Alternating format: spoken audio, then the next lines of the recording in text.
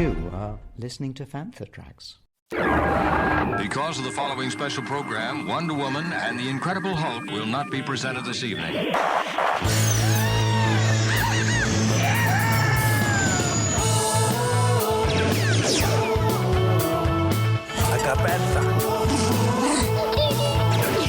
It's time to get all your Star Wars news in a single file. That doesn't sound too hard.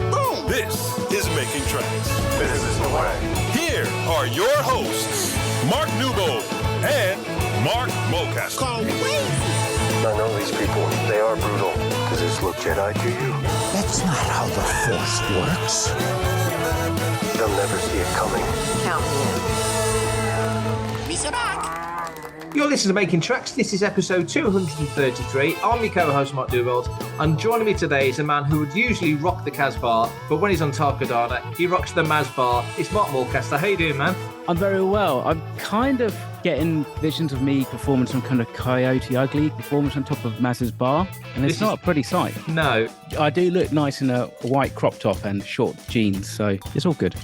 I work for tips. Glad you said that. I mean, painting a visual image there, Mark. How's it going? What's new with you? Oh, man, it's all good. Just literally come back from a busy weekend in Holland, playing a couple of heavy metal festivals with my band, Elixir. So check us out on Instagram, Elixir_new album, which is New Wave of British Heavy Metal. Had a good couple of gigs, met lots of very appreciative Dutch and Brazilians and Belgians, loads of people from all over the place, from Europe and everywhere. So this weekend, it's been one of those kind of crazy weekends. But when I'm there, not many people want to talk Star Wars. So I'm keen and eager to chat with you about the wars and stuff. But anyhow, how are you? How's your week been? When you were rocking it up in Holland, myself, Matt and Brian were down in London, right near Westfield, where Samantha Elaine has got married. She's now Samantha Porter. They got married. They had a do for friends and family. So we were down for that on Saturday. So that was a lovely weekend as well. So yeah, so it's been busy. But like yourself, I'm itching to get talking about Star Wars. And we will get into the first article. Good news, Andor has landed a quartet of awards at the Emmys in the technical categories. It won the Outstanding Fantasy and Sci-Fi Costumes Award, Outstanding Production Design for a Narrative Period or Fantasy Programme, Outstanding Picture Editing for a Drama Series, and Outstanding Special Effects, Special Visual Effects in a Season or Movie. So 4 awards. I think we all thought and all hoped that it would pick up more acting nominations. And of course, those awards aren't until next weekend. But nevertheless, in the technical categories, I think those 4 would be the ones you would imagine and hope that Lucasfilm would win for Andor, aren't they? Absolutely. I mean, congratulations to everybody involved. It's always that cliche, but it's amazing to get nominated. I mean, it's even better to win. I think there would be outrage if they hadn't won, especially for like production design and that, because that Andor set and all the set deck that went on for both seasons was just immense. Really excited and really pleased for like Luke Hall and everybody else who was involved in that. So that's really, really cool. With so much happening on streaming services and so much high quality productions happening on everything from Netflix to Amazon and Disney Plus, it means that even to get a nomination, you've got to really stand out. You've got to kind of take that into consideration. This isn't TV like it was even 15, 20 years ago. Everything now looks $1 million, probably because most of it costs more than like 10 times that to produce. One thing that struck me was that the award is for special visual effects, but it also includes the special effects team, the creature effects team, and the visual effects team from ILM. Also, some of the other visual effects teams that were involved as well. So that's quite a group of people there for that award as well. There were other awards that they were nominated for. I think they were nominated for 14 in total. But nevertheless, like you say, with such a rich stream of content coming now, to even be in the mix for a nomination is definitely worth a massive thumbs up. So definitely well done to everybody there. And also, music by John Williams, that picked up the Creative Arts Emmy Award for Outstanding Sound Editing.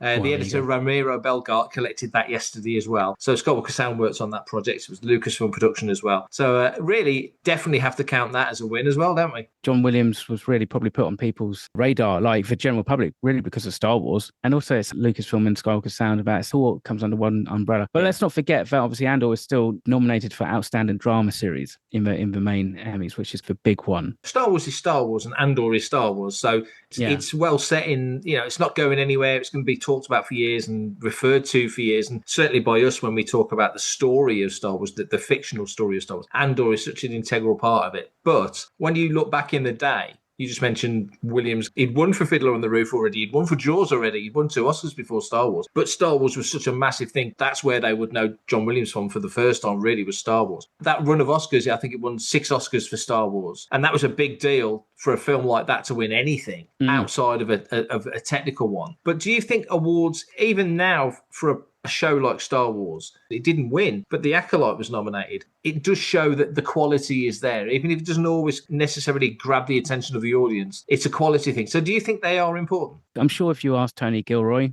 he's going to go, not really. But at the same time, as somebody who has been nominated for awards in RTS, which is one step down from BAFTA, and in fact, I've been part of an Emmy-winning production team, I think for somebody who's working on it, it gives you a bit of validation of actually what you've done. And the sleepless nights, if you had them, or like, you know, the crunch times when you're having to do like a quick turnaround, late delivery for whatever reason, it kind of makes it feel like worthwhile. And also, I think sometimes when they're peer reviewed and voted on and stuff like that, those kind of awards, they're the ones that mean the most, because it's like people who are working in your field recognizing like the hard work that you've done. At the end of the day, nominations still help, because like you can say, you know, it doesn't matter like how many, what we say, 14 nominations for Andor.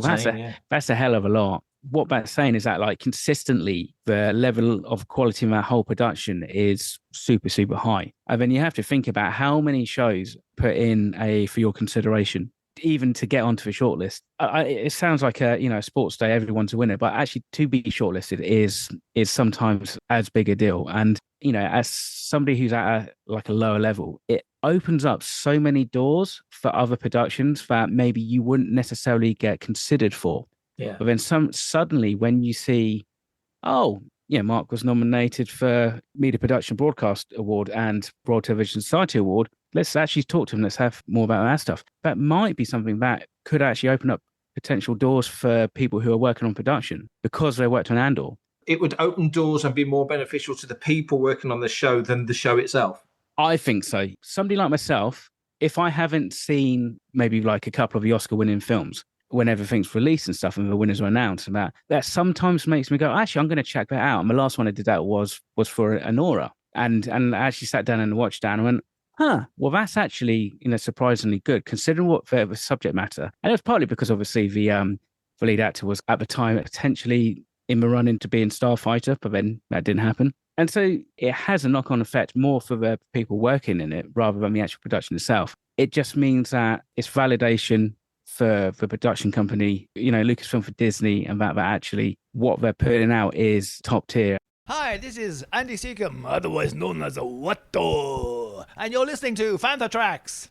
Incredible numbers for Darth Vader's screen match primary hero dueling lightsaber from Empire and Jedi. It sold at the Propstore Entertainment Memorabilia Live auction for a stunning $3,654,000. That includes the buyer's premium and the fee to the auction house. $2.9 million was the original cost. That's a lot of moolah for something that I'm quite happy to say I held in my hands. Its estimate was between 1 and 3 million, and it smashed that. So, amazing numbers for Propstore and for whoever sold it and whoever bought it. But I have a question for you, Mark, and the question is, it's kind of an impossible question. Why do you think the Vader lightsaber was the one that made so much money? Why wasn't it Luke's lightsaber? Why wasn't it Han Solo's blaster? It's always a bit hyperbolic when we talk about it, but I think ultimately Darth Vader is probably the most iconic movie villain. If you look at it on that kind of very kind of like macro level, Matt, and you don't kind of go, well, it was a tragedy and that of like a young boy who, none of that nonsense. You take it in the reference of like Darth Vader from 1977 to 1983.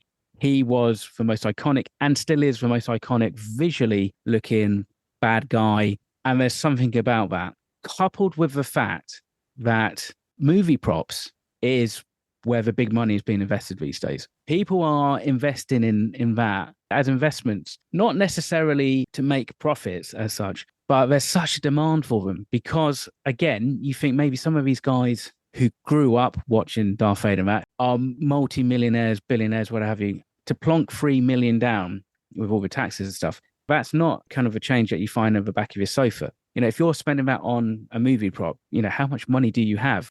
And then also you've got to think about where you're going to put it. A lot of these collections that have gone to auction, like, when Dave Prowse died and even when Jeremy died, and that. They have all this stuff, but it goes into auction and it kind of gets lost into people's private collections, and it kind of almost gets lost to the sands of time. I mean, this is something that I would love to see somebody go, okay, yeah, I'm going to buy that, but then I'm going to donate it or at least put it on display at, say, like the Lucas Museum when that kind of opens up. Something like that. Do you wish then, like this faded lightsaber, we don't know who's bought it, we don't know who sold it, but no, we don't know where it's gone and who's bought it, and we probably never will. That's not part of the deal. No, exactly. Would you hope that it is available to see? Would you like to see? I mean, okay, I don't think Lucas has bought his own lightsaber back. I don't think that would be a thing. No. I'm sure there'd be some situation where he could get it back if he wanted to get it back, and probably just went out and no, leave it. Would you like to know that, or think that that is something that future people could see? Because, as you say, it's kind of sad that could just be sitting in a glass box in a room somewhere. It could be anywhere, and nobody will ever see it again.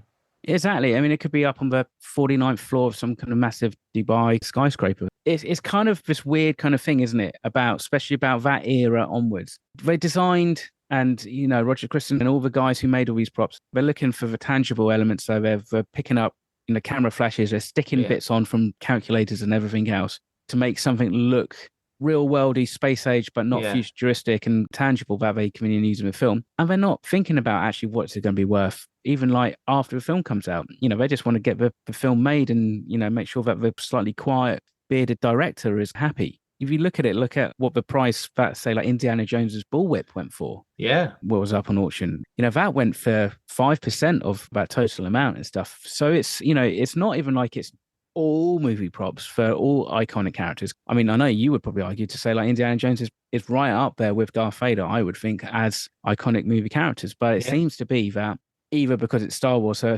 there's always going to be more interest for Star Wars. There can't be a movie villain that's been immortalized in plastic or turned into a collectible more than Darth Vader. No. By their inherent nature, they are either flawed, or you look at a lot of them, they're kind of slightly scary as well. Star Wars is a sweet spot. I think most Star Wars stuff goes above the asking, I think, whenever it goes under the hammer. Hello, my name is Aidan Cook, and you're listening to Fantha Tracks. Sad news, Nelvana, the animation studio behind the animated portion of Star Wars Holiday Special, the season of droids, the 2 seasons of Ewoks, all sorts of other shows throughout the 80s and 90s, has finally closed its doors after 54 years. Its parent company was struggling with ongoing financial issues, which meant Nelvana couldn't carry on anymore and closed its doors quite suddenly a couple of weeks ago. I wasn't entirely sure whether or not Nelvana was even still an ongoing thing, and that sort of made me feel really sad, because when you look back at that era of Star Wars, that Ewoks and Droids era especially, it made you realise how very important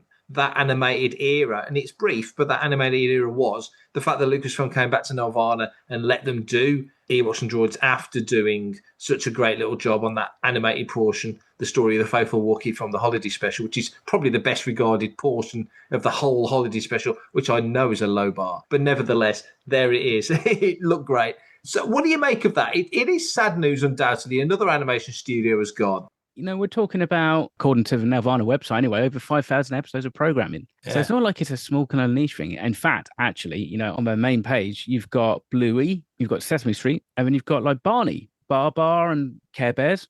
Beetlejuice. Yeah, loads of stuff. I mean, I haven't even looked at their IMDb page to kind of go back over the 50 years to see what they've done, because I bet I'll be mightily surprised how many of those shows were Nelvana that I actually watched when I was a kid and really loved, with the exception of Droids and Ewoks, which I still watch today and really, really love. You think a production company like that, 50 years, that's kind of like a heritage company. If they moved with the time, they went from like 2D to 3D animation and from like, I guess, hand-drawn to computer-based production techniques and stuff. It's kind of sad. But the thing is, like, you do find that some of these, they close the doors on some of these studios, and then somebody might come along and give it a cash injection or pick it up, maybe just so they've got extra content. Because let's be fair, and I hate using the C word, but, content is king for these streamers. So you think, if you're on Amazon, if there's 50 years worth of kids programming, that I'm sure there'll be people interested going, oh, actually, do you know what, that might be worth sticking on our service, because they're not making anything more, so you could probably get it for a decent deal and stuff, and that could then all be available for kids to watch, That's true. Or adults. Some of that stuff in there, definitely adults will want to go back and check it out.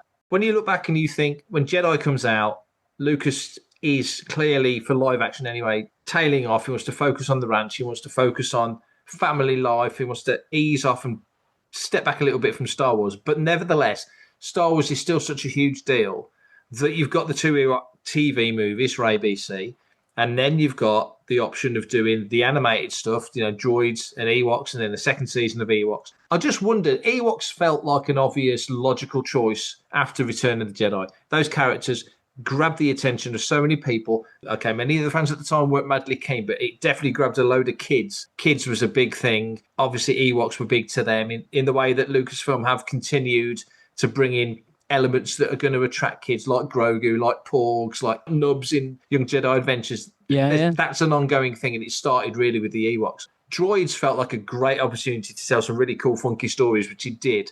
And I think we all wish that Droids had got more than it got. But when you look back at that time period, are there any other stories or other characters you think would have worked with a Nelvana style animation? I think the one that would spring to my mind probably would be a Han Solo Chewbacca kind of story. There's something about Han, he is quite cartoonish on some levels. But yeah, I mean, if you're just looking at that original trilogy, it is a little bit harder, unless you were to do Tales of Jabba's Palace or something like that. The Ewoks do lend themselves to cartoons, and Jedi is always been referred to as more as like the Muppet, Star Wars film about, which is, I think it's just a reductive way of looking at Return of the Jedi. But it's a massive tone shift between Empire and Jedi. But there's less of a tone shift between, I'd say, A New Hope and Jedi. But, all those kind of characters from Jabba's Palace, they could well easily be drawn in an animated way. And I know there's kind of like there'd be like a slightly seedy undertone maybe to it, but I think that's the kind of thing that would possibly appeal to adults who are then watching it with their kids, because the kids won't get it, but maybe they do. Even if it was something really bizarre, like Tales of Jabba's Palace, and it's because Cy Snootles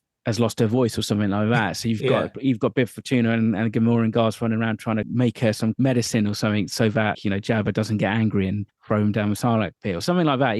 You could do it in such a kind of like light way that it wouldn't feel like it's dark and stuff. But I think those characters, the way they were created, have got that kind of sense of animation in mind. I think we said this on a recent episode, how it's surprising how few supporting characters there are in the original trilogy. There's lots of background characters. There's loads of characters in and around Mos Eisley, but there's not that many, main and supporting characters in the original trilogy to pull from. So you look at Mos Eisley, and we would look now in 2025 and think, oh yeah, you could do a Cantina story with Wooer and all those characters. That's easy. And you could do this and you could do that. And actually, there wasn't really that many things to hang your hat on. Greedo's dead. Jabba's Palace, mostly background characters. Not that many primary characters. Bib's a primary character. Cy Snootles and the Rebo Band do a song. Ula falls down a pit. Yeah, they all kind of serve a specific purpose. They're like, all right, we need a band and we need a dancing girl out. And it's all there to support showing Jabba, but it's very much like, we need a character to do one specific thing. Yeah.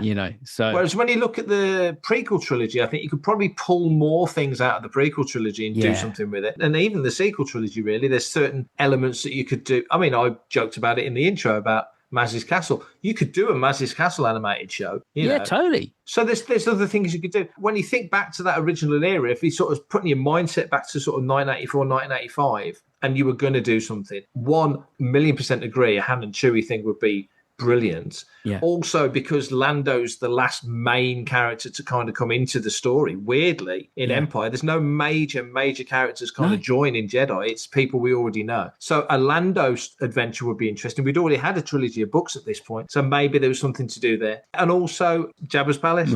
You could have the droids in the dungeon doing their stuff. You could have the Rancor Keeper doing his stuff. You could have the people in Jabba's court doing their stuff out at the Sarlacc pit. So you could see groups of characters you could kind of tell a story with there. And I'd love to have seen that in that old school Nelvana animation style. Weirdly, I think I prefer the holiday special animation style to the Ewoks and droid style. It's a bit more children's television workshop. It's got that old 70s style animation look about it, I think. Yeah, the holiday special? Holiday special, yeah. It kind of feels like the cartoons, droids and Ewoks. I mean, obviously, there's possibly a slight evolution within the studio. I don't really know a huge amount about the studio or who was there and worked on the holiday special versus, say, the Ewoks cartoons and stuff. But then again, also that's partly the brief as well, to make it even more kid friendly and stuff. I mean, I've got a couple of animation cells from Ewoks literally behind me, and we're like one step away from gummy bears, really, when you look at them.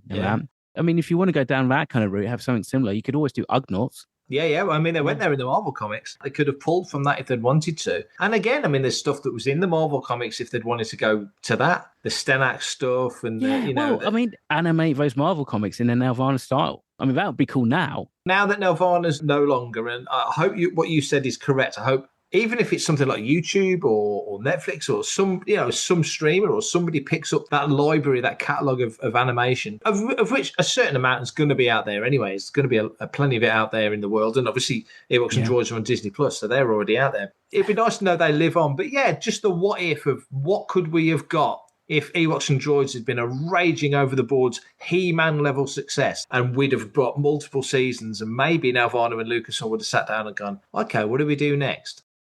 For everything in one location, daily news, reviews, interviews, podcasts, video and social media feeds, bookmark FanthaTracks.com for Star Wars news 24/7, 365.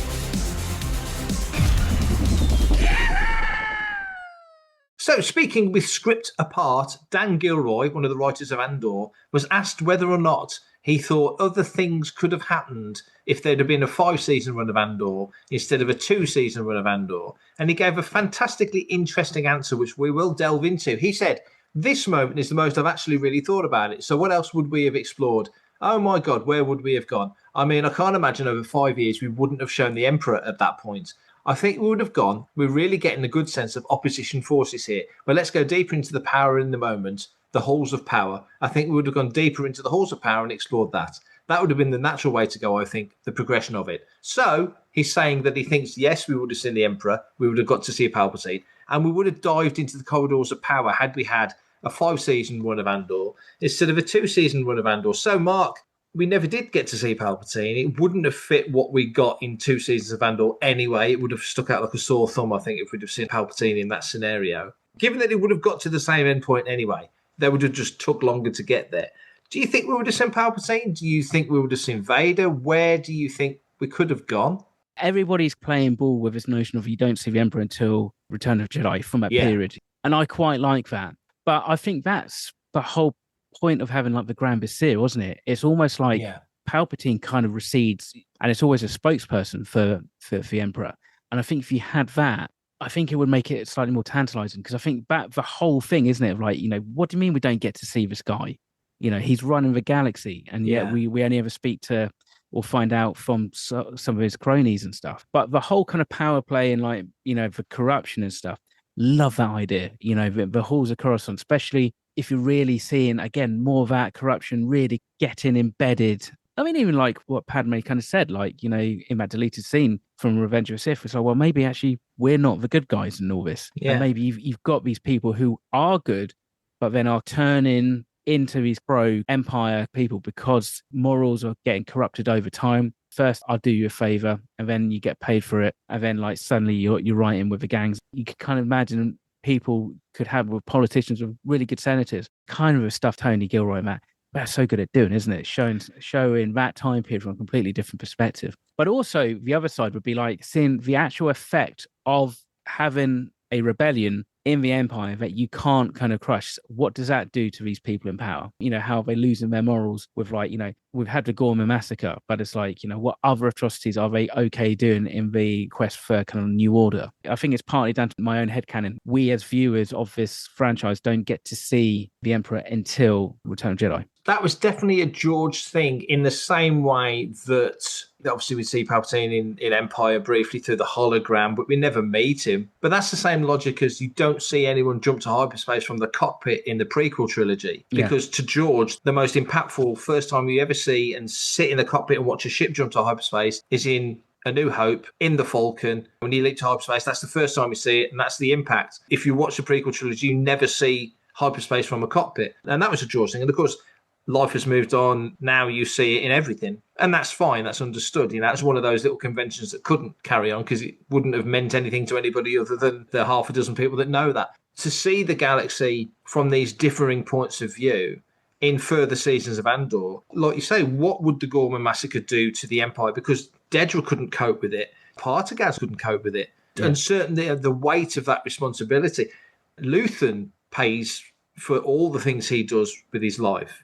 So there's all these different elements that in beautifully in Andor, just in 2 seasons, crazily, shows that it corrupts the good and the bad.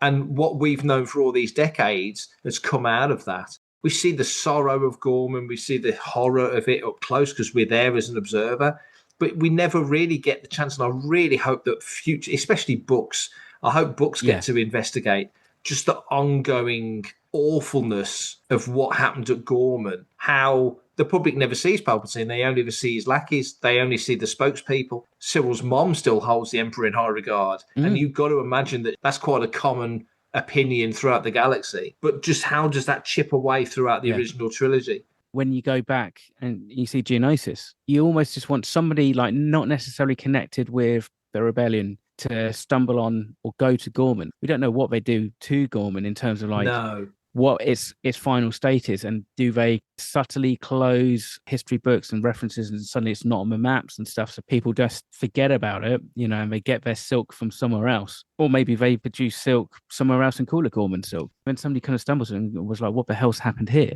That opens up another interesting thriller storyline, trying to uncover the mystery and the lies that went into it. So do you think if they'd have done 5 seasons, given the skill of the writers and the ingenuity and everything else, they were going to do 5 seasons, they realised it wasn't realistic given the actors' ages and just the cost of it and everything else. So let's chunk it down to 2 seasons and break it into blocks.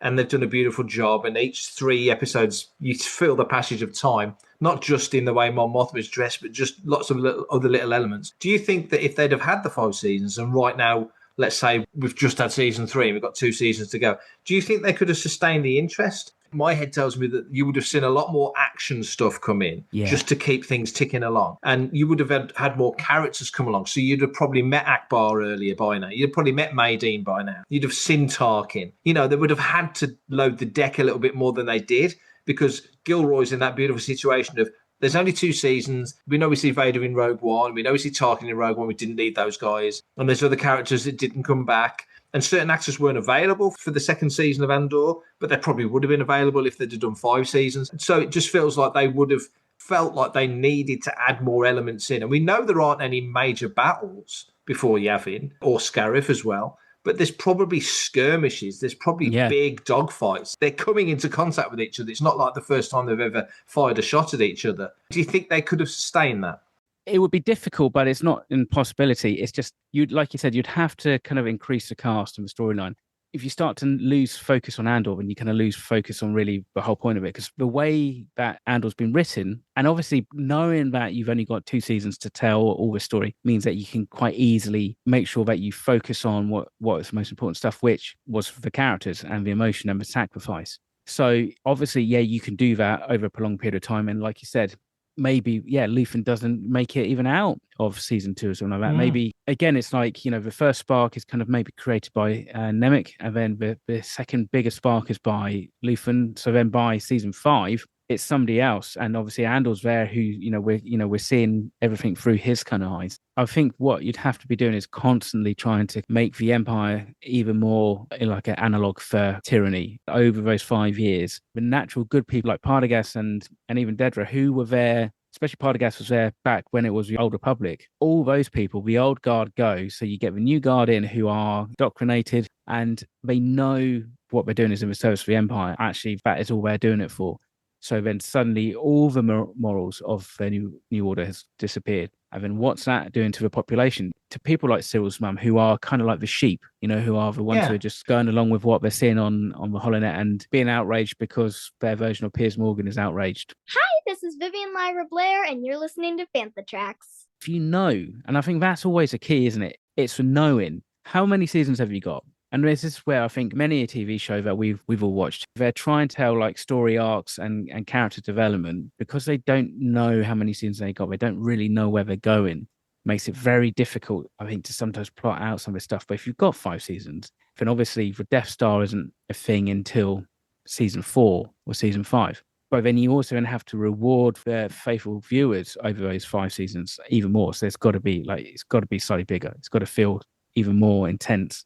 I don't know if we could take it. Obviously, the show's called Andor, so it's about Cassian and his journey towards being the guy that does what he does in Rogue One. And so he has to stay central to the show. And you see it steadily, especially in season 2. You see them go from the ragtag guys that are on Yavin, for example, in the jungle when Cassian lands in the TIE Avenger, to a formal, organised army. And that does seem, in those 3-episode blocks, quite massive jumps, but it stands out that they're more and more organised. This is an army now. This isn't just a ragtag group of people working together. That's an actual organised ranks and file and consequences, and so on and so forth. So that's fascinating. And I think if they'd had 5 years, they could have delved into that more. But you could have very easily had your eye drawn away by, oh, that's how Akbar came in. Oh, that's when Maydeen defected. Yeah. Because he was the first, I think, to me, he felt like the first character that we were aware of that wasn't Imperial that became a rebel was Maydeen. I think so. Yeah. So, you could have seen that. But maybe that was post-Star Wars. I can't remember off the top of my head, to be honest. It was definitely mentioned in Darksaber. And remember, the problem is with that is that suddenly,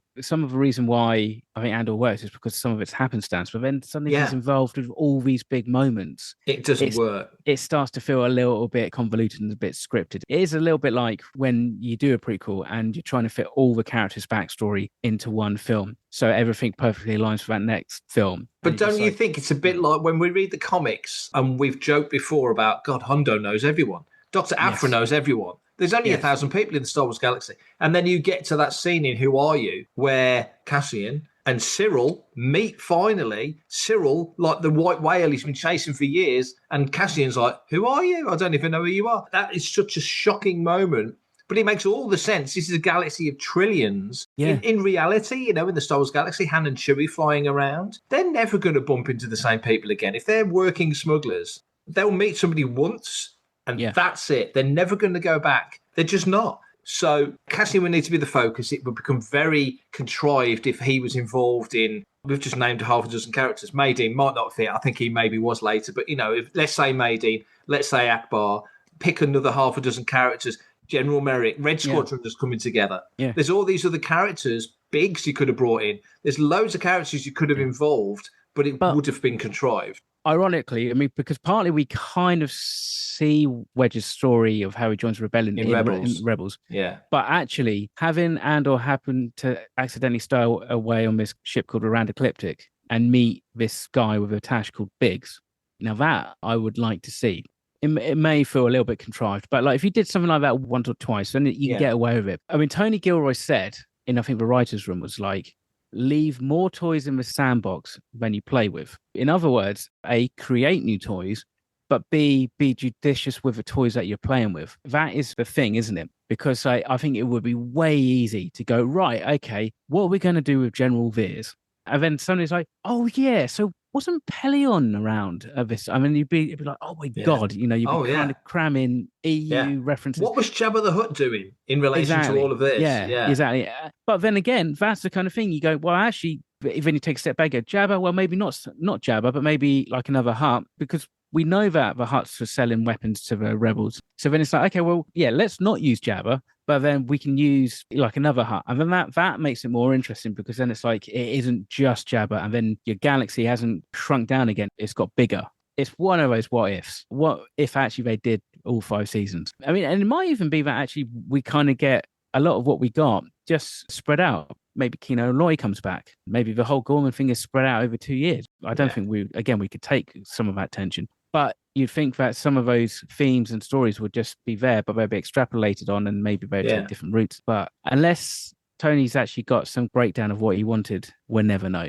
But that makes it an interesting question to speculate on. I think that's definitely something that we can ponder over. And actually, listeners, if you want to ponder over it, you're more than welcome to. But I tell you what, don't just ponder in silence. Why don't you drop us a line, via a text message, Instagram DM, or an email, a hologram brought to us by an astromech droid and a protocol droid. If you want to send us your thoughts about what we'd see in Andor over 5 seasons, or just a general listener's question, or something else that we've maybe talked about on this week's episode, or any episode of Fantha Tracks, you are more than welcome. And to do that, you'll need to know how to get us your communications. So, Mr. Newbold, tell us how. You can also leave a voice note if you go to the page on Fantha Tracks on the website. You can leave us a voice note, or much to Mark's happiness, you could also send us a cassette. And here is how you can do it.